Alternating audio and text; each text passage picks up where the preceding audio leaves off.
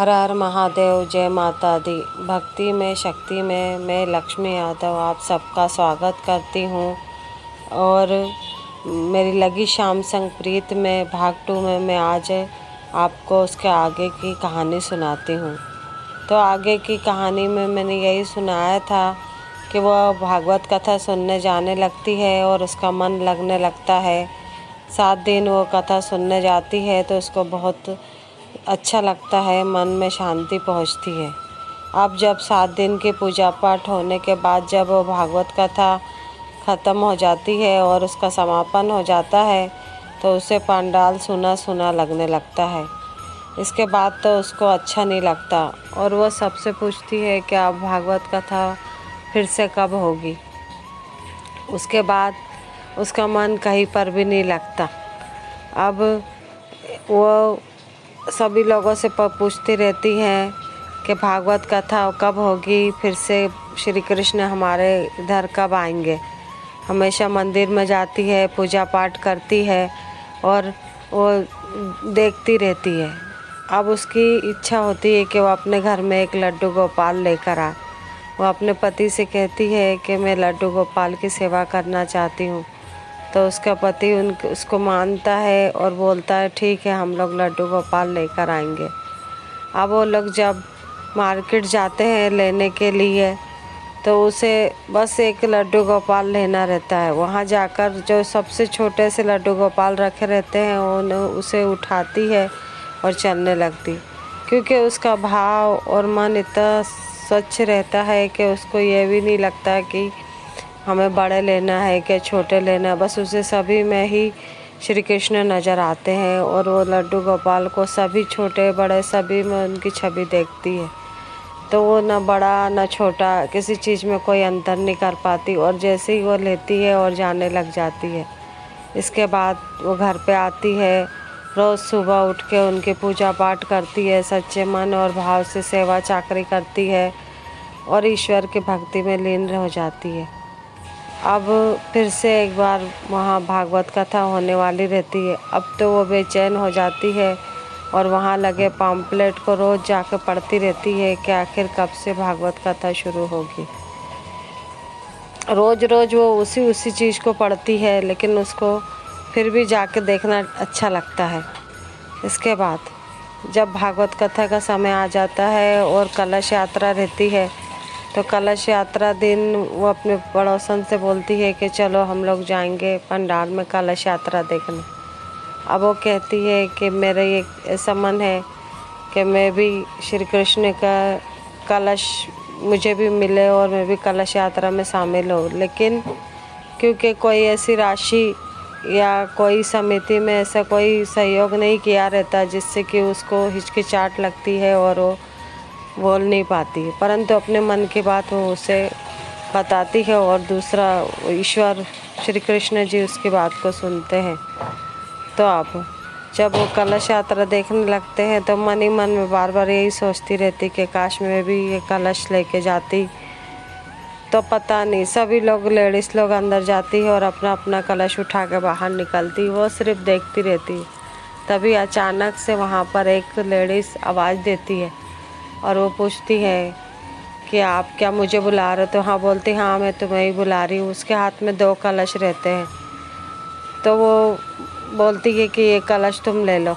उसके बाद तो उसकी खुशी का ठिकाना नहीं रहता और वो उसके पैरों में जो चप्पलें पहनी रहती है उसको फेंक के एक कहीं पे तो एक कहीं पे रहती है और वो दौड़ते हुए चले जाती है। और उसके बाद जब वो कलश उससे लेती है और अपने सिर पर रखती है तो वो एकदम खुशी से रोने लग जाती है और उसे ये लगता है कि मैंने सिर्फ ये भाव लाया था और ईश्वर ने मेरी सुन भी ली।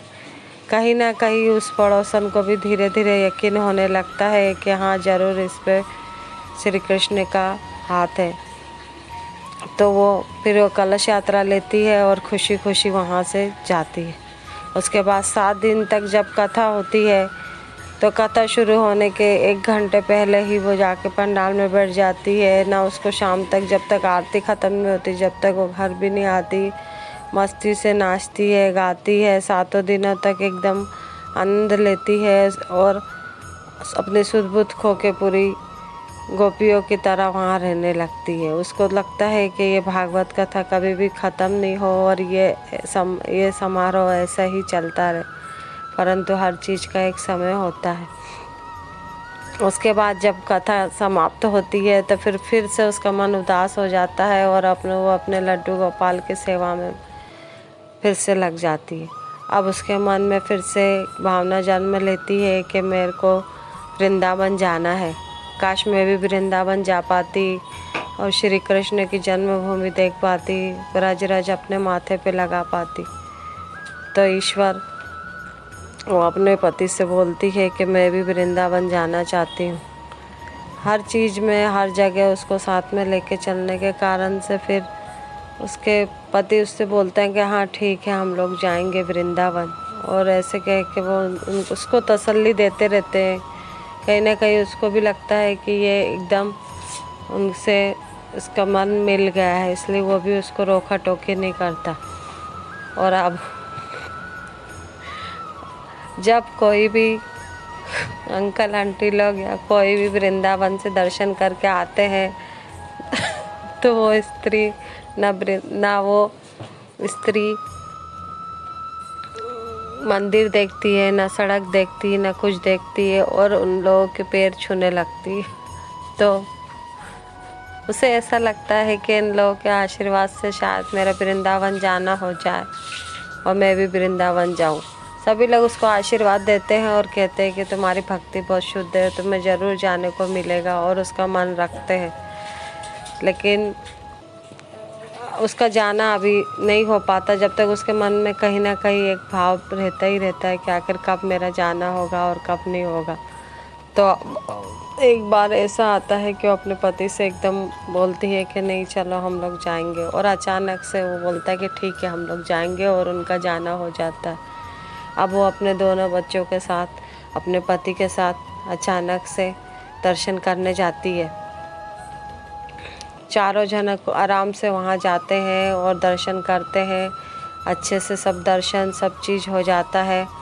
और क्योंकि वो अपने छोटे से लड्डू गोपाल को घर में अकेला नहीं छोड़ना चाहती और वो चाहती है कि उनके लड्डू गोपाल उनके साथ वृंदावन जाए, तो अपने लड्डू को लेकर साथ में जाती।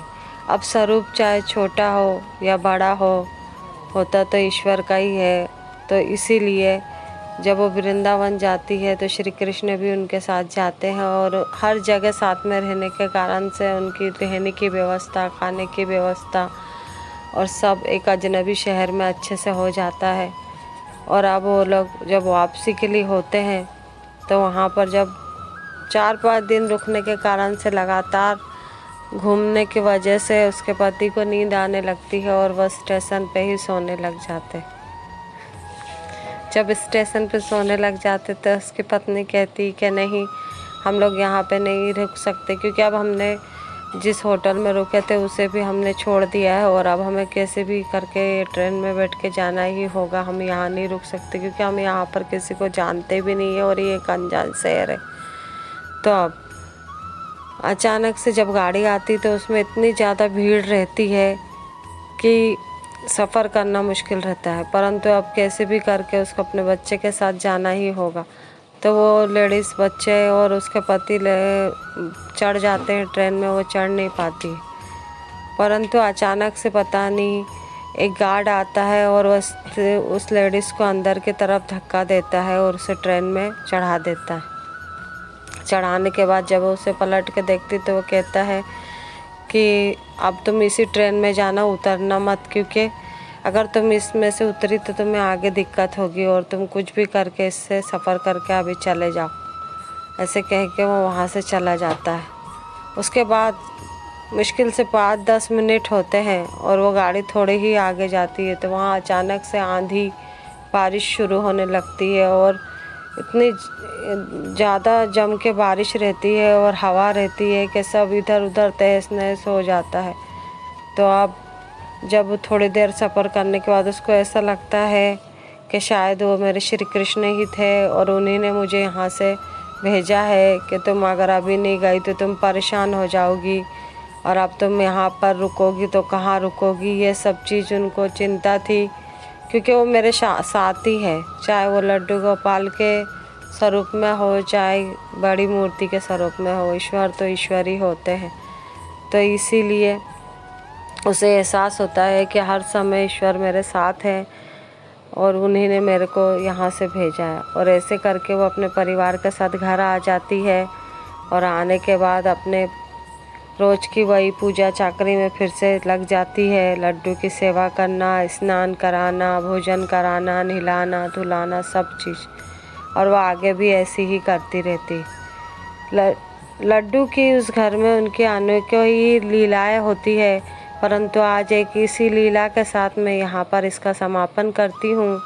और आगे अगर आपको और भी उनके बारे में कुछ सुनना है और जानना है तो आप लोग इस कहानी को सुनने के लिए मुझे कमेंटमेंट करके बताओ।